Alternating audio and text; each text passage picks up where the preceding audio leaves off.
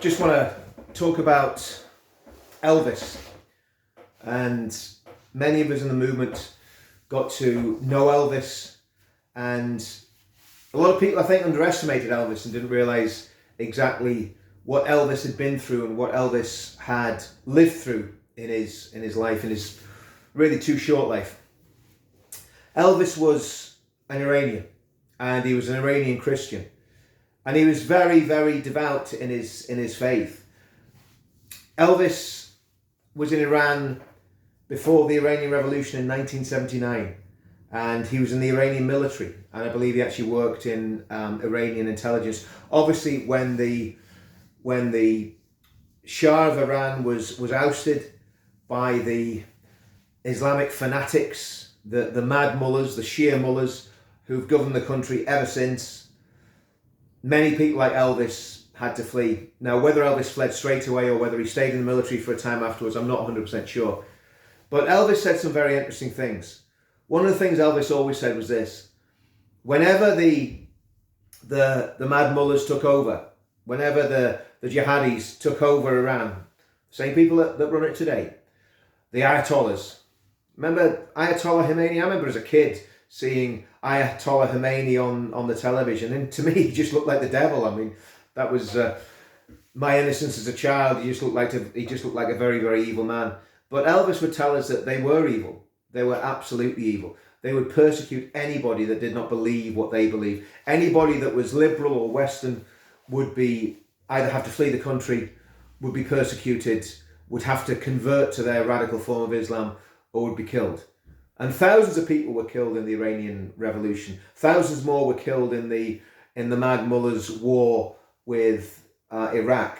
And of course, as Elvis reminded me, when the Iran-Iraq war happened, that was when we first saw widespread use of the martyrdom operation, or in other words, the suicide operation during that Iran-Iraq war.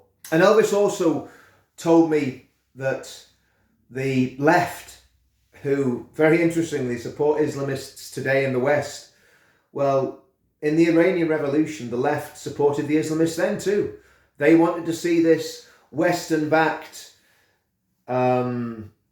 state run by the Shah that was very, very liberal in terms of social policies. They wanted to see this state overthrown, and they wanted to impose communism. Of course, it didn't really work out too well for the left in Iran. As Elvis reminded me, the left were taken out after the Iranian Revolution, put up against a wall and shot by the Revolutionary Guards and the Islamic revolutionaries that had come to control Iran. So Elvis fled the country and he settled in the UK, and he was one of the most patriotic people you would ever meet. And to me, people talk about immigration and people talk about whether people should have the right to come to this country. People like Elvis absolutely should be allowed into this country. I believe that. I always have believed that.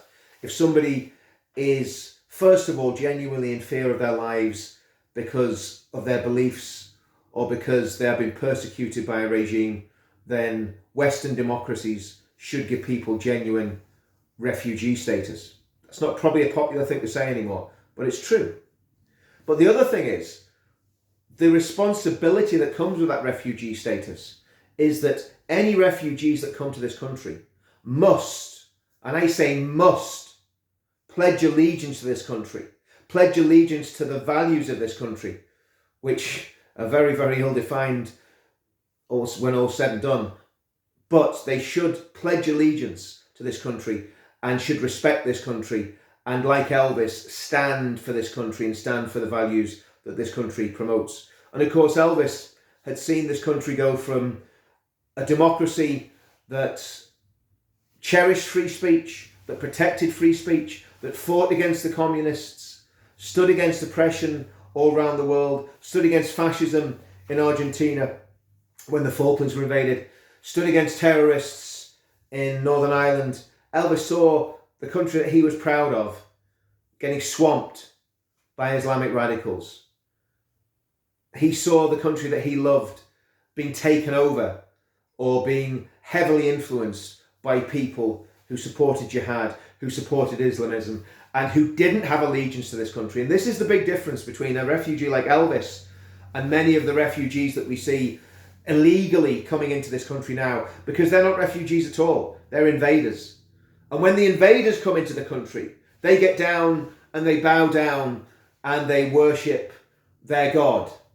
It's not the God of the Bible. It's not the God of Christianity. It's not the God of this country. It's a foreign God. And Elvis was very, very much opposed to that. He was very vehemently opposed to that. Elvis understood the danger that this country is in. And he was so distressed. I would have phone calls with Elvis sometimes, and he was so distressed at the lack of passion among the British people to see how dangerous the threat of Islamic radicalism and jihadism is in the country. Elvis was extremely disturbed by this. He was constantly saying to me, do they not know what's written in that book? Do they not know what happened in Iran? Do they not know what happened in the Ottoman Empire to the Armenian Christians? And he would reel out all these facts from history, from the history of the Middle East, about what radical Islam has done for the past 1400 years in the Middle East and what it's done to Christian communities in the Middle East. And he was part of the Christian community in the Middle East. Elvis was an extremely intelligent man. He was extremely articulate. He was very quiet, but he was also very, very dedicated to the cause of saving the United Kingdom from an Islamic takeover. And he will be missed.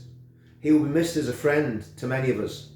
And people comment about him being a happy, jovial face. He was a lot more than a happy, jovial face that came to the demonstrations. He was an extremely thoughtful and intelligent man who knew the very, very real peril that our country was in. And really very, very similar to Bill Weir, who we lost last year. Very similar to Terry Houlihan, who we lost recently as well. A passionate patriot who loved the United Kingdom. And I, for one, will miss all three of those men. Great men, great patriots, and men of passion that this country and this movement needs desperately. And you've all heard me saying it. We need men like that in England today. We need men like that in Northern Ireland. We need men like that in Scotland and Wales to defend this great United Kingdom against its enemies. Well, I'm sure Elvis, the man of great faith, is with his Lord and Saviour now. And I just hope that as Elvis has passed on, that many, many men will come and fill his boots. Same with Terry and the same with Bill Weir. We need more men like that, and less of the chances that really shout a lot but do very, very little. I'll see you all soon.